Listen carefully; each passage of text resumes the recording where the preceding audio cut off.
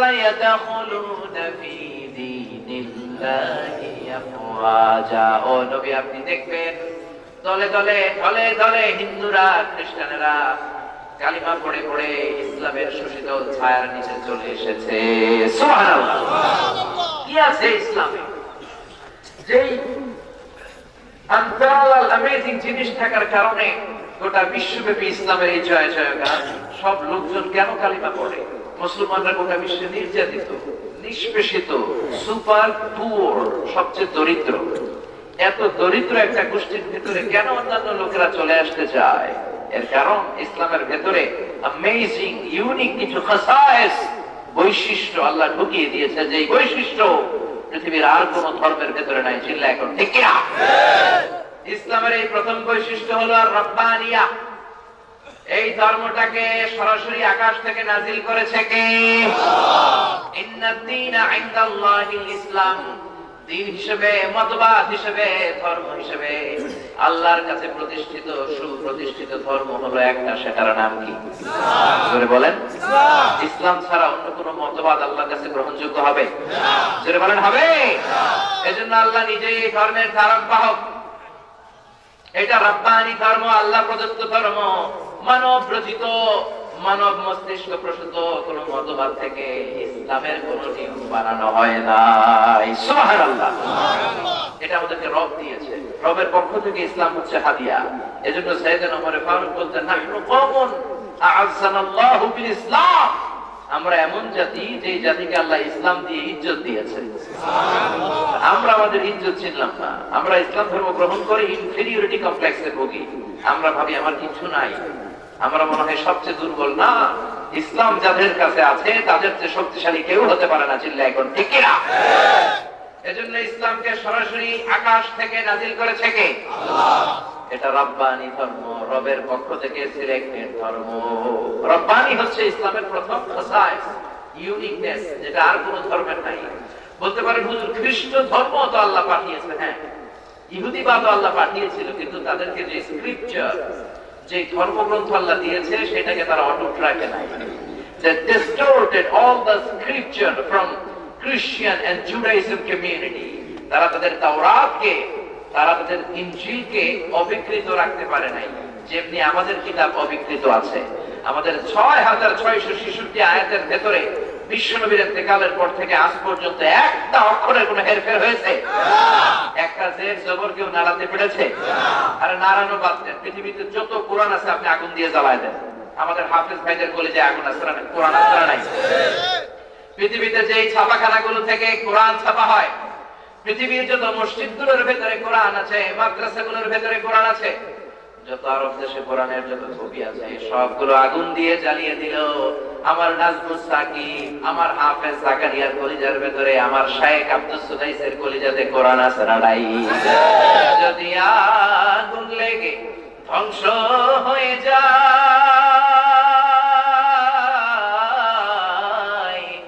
ধ্বংস হয়ে যায়, যদি আগুন লেগে যায়, পুড়ে যায় পৃথিবীর সব বইয়ের দোকান, বিশ্ব থেকে হারাবে না পবিত্র কোরআন, বিশ্ব থেকে হারাবে না পবিত্র কোরআন। সুবহানাল্লাহ পড়েন। এই কোরআনকে পৃথিবী থেকে কেউ নিশ্চিহ্ন করতে পারবে না, কারণ আকাশ থেকে এই কোরআন হেফাজত করছে কে? আল্লাহ। এজন্য ইসলামের এক নম্বর খাসায়েস, ইসলাম হলো রব্বানি ধর্ম।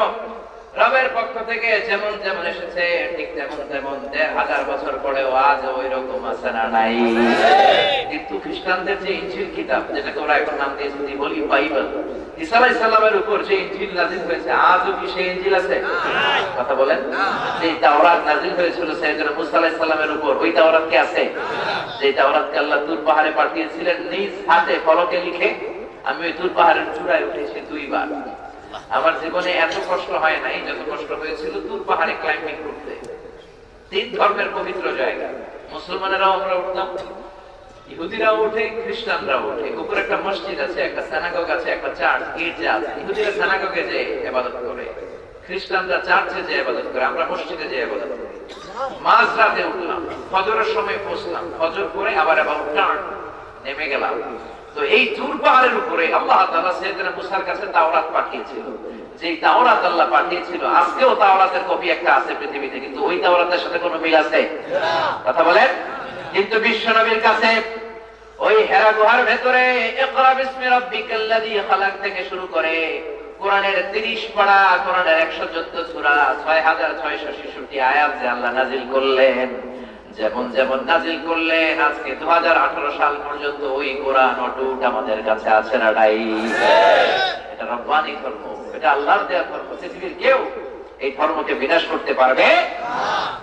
এই জন্য লোকেরা কালিমা পড়ে মুসলমান হয়। 2 নাম্বার খাসায়েস হচ্ছে আল ইনসানিয়া, হিউম্যানিটেরিয়ান রিলিজিয়ন। এটা মানবতার ধর্ম। এই ধর্মে মানবতাকে সবচেয়ে বেশি সম্মান দেওয়া হয়। মানবতার উচ্ছ্বাস এই ধর্মে আছে না নাই? এই ধর্ম বলে লা ইকরাহা ফিদ্দিন। এই ধর্মে বাড়াবাড়ি নাই, এই ধর্মে মারামারি নাই। তোমাদের জন্য আমাদের ইসলামের দরজা খোলা।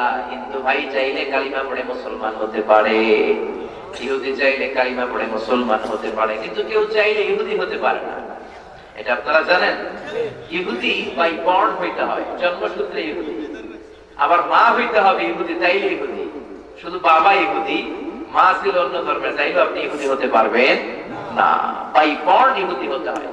কিন্তু আমাদের ধর্মের কথা হলো তুমি নাস্তিক হও, তুমি বাই বর্ন যাই থাকো না কেন, বাই বর্ন তো সবাই মুসলিম। তুমি হিন্দু হও, খ্রিস্টান হও, বৌদ্ধ হও, যাই হও না কেন, ইসলামের দরজা তোমার জন্য খোলা ছাড়াই। জোরে বলেন। এটা হিউম্যানিটেরিয়ান রিলিজিয়ন। ওয়ালাকাদ কাররামনা বানি আদম।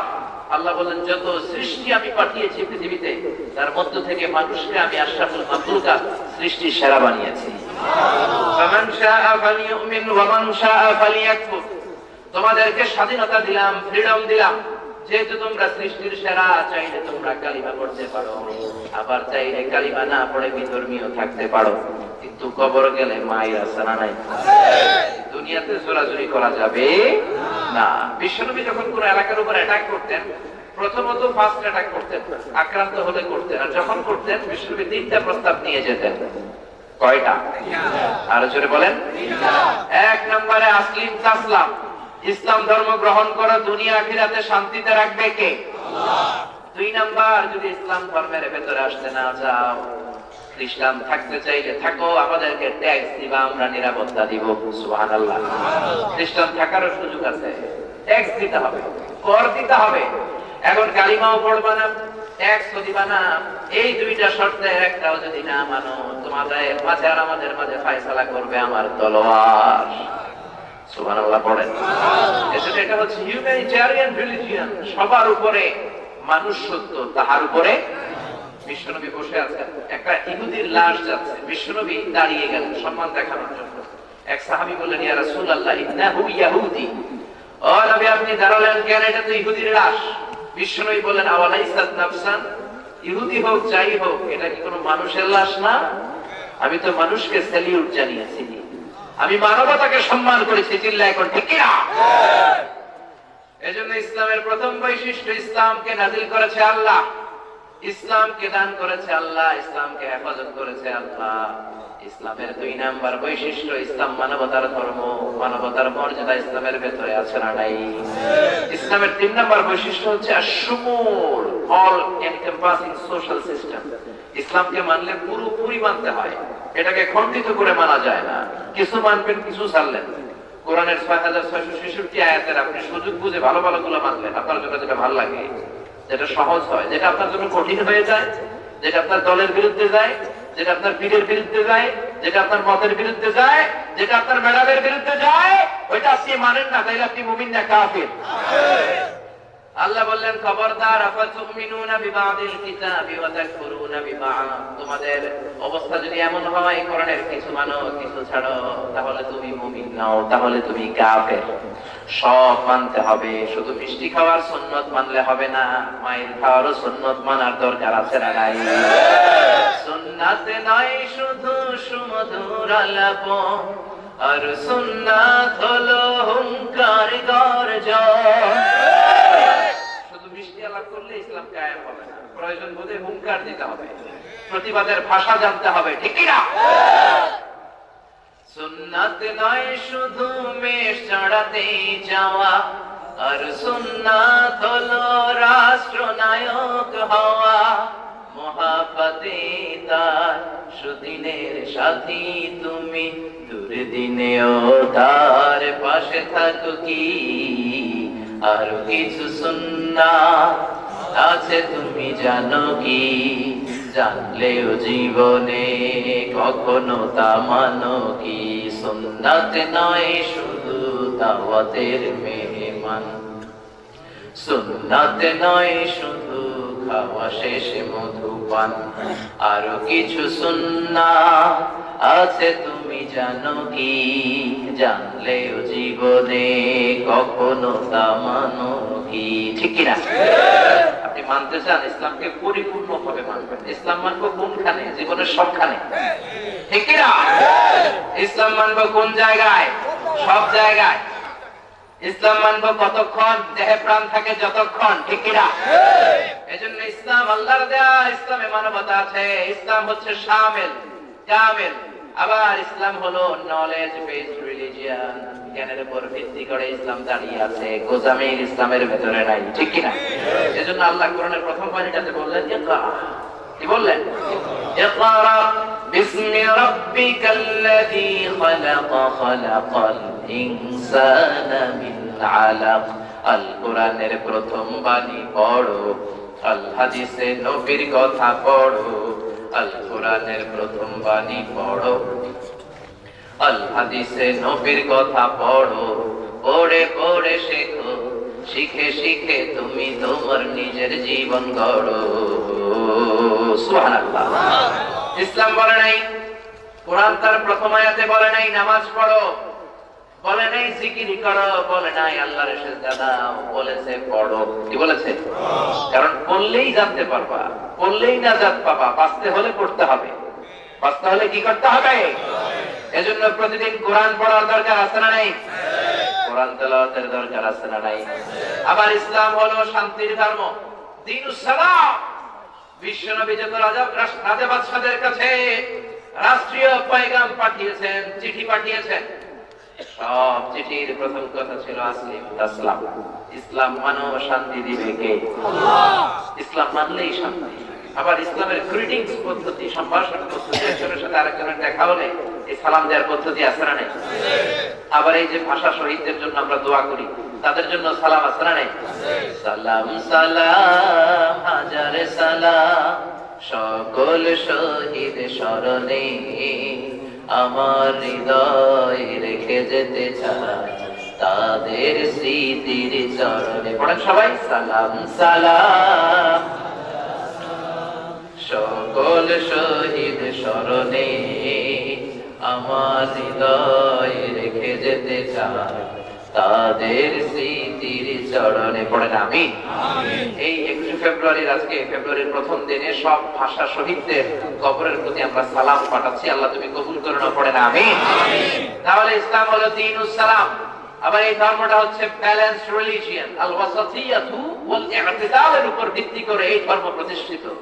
ওই যে হুজুর বলছে বাড়াবাড়ি নাই, সারাসারি নাই, মাঝামাঝি। সুবহানাল্লাহ পড়েন। বিশ্বনবী নামাজ, বিশ্বনবী ঘরের মধ্যে অবস্থান করছেন, এক সাইল এসে, ভিক্ষুক এসে বিশ্বনবীরে বলল, নবী আমার একটা জামা দেন। বিশ্বনবীর গায়ের মধ্যে তখন একটা জামা। কয়টা? দয়ার নবী, রহমতের নবী, মায়ের নবী একটা জামা খুলেই ওই সাইল ভিক্ষুককে দিয়ে দিলেন। আল্লাহ ধমক দিয়ে বললেন, ও নবী, দুইটা জামা থাকলে একটা দিতে পারতেন, ঠিক কিনা? তিনটা থাকলে একটা দিতেন, একটা ছিল একটা দিলেন কেন? এখন আপনি পড়বেন কি? একটা জামা যদি থাকে ওইটা পরার ব্যাপারে আপনি বেশি হকদার, ওইটা দিয়ে এত বড় দিল দরিয়া হওয়ার দরকার নাই। কারণ ইসলামে ভারসাম্যপূর্ণ জীবন পরিচালনার দরকার আছে না নাই? ওয়াল্লাযীনা ইযা আনফাকু লাম ইউসরিফু ওয়া লাম ইয়াকতুরু ওয়া কানা বাইনা যালিকা কাওয়ামা। মুমিন বান্দাদের বৈশিষ্ট্য, যখন তারা দান করে কিপটামিও করে না, আবার দেদারসে অপচয়ও করে না, মাঝামাঝি সিস্টেমে দান। সুবহানাল্লাহ। কি ব্যালেন্স রিলিজিয়ন, কি ব্যালেন্স ধর্ম আমাদের। রাতের বেলা এশার নামাজের সময় হয়েছে, আবার রাতের খাবারও এসেছে। রাতের নামাজের আরবিতে বলে আয়শা, কি বলে?